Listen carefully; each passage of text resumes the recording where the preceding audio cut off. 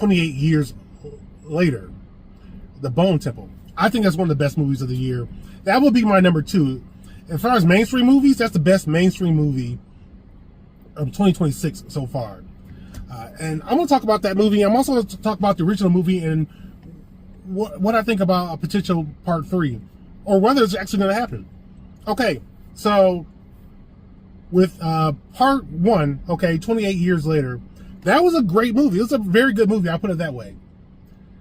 I think a lot of people enjoyed that movie. It was a coming-of-age story that took place 28 years after the zombie apocalypse began in the UK.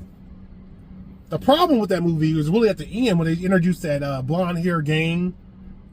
That was so wacky, and it was just so very different from the rest of the movie. I think that turned a lot of people off to the idea of a sequel. But the movie itself was pretty good. I think another problem with the original movie is that it was so different than 28 Days Later.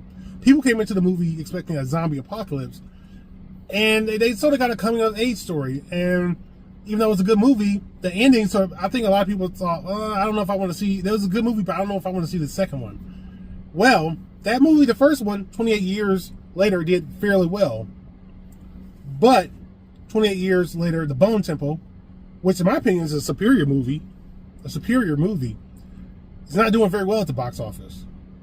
I think it's one of the best movies of this year, but it's not doing that well at the box office. And this one is actually directed by Nina DaCosta. She did a great job.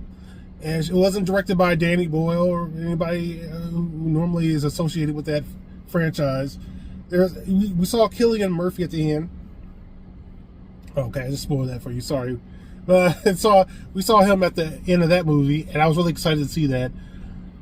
And sort of set up the third movie. So I thought that movie, I think they should have cut that satanic cult from the first movie and not just introducing them at all in the first movie. Just ended it without them being involved. And then sort of brought them in for a second movie. Because I thought that a lot of people thought the second movie was going to be all about them.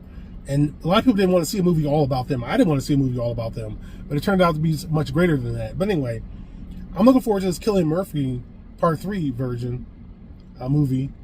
I don't know if it's going to happen because of the box office numbers of the first two movies, especially the second movie. And what these movies are doing is they're sort of focusing on the darkness within humanity, not so much on the zombies.